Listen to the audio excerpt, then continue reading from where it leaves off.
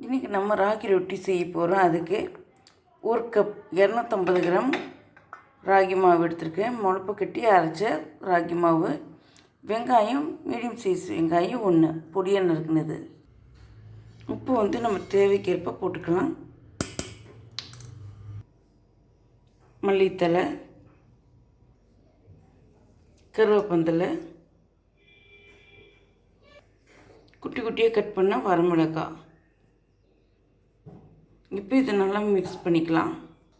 இப்போ நல்லா மிக்ஸ் பண்ணியாச்சு. கொஞ்சம் கொஞ்சமாக தண்ணி ஊற்றி சப்பாத்தி மாவு பதத்துக்கு பிசைஞ்சிக்கலாம். பிசைஞ்சு வச்சாச்சு. ஒரு 15 நிமிஷத்துக்கு ஊறட்டும்.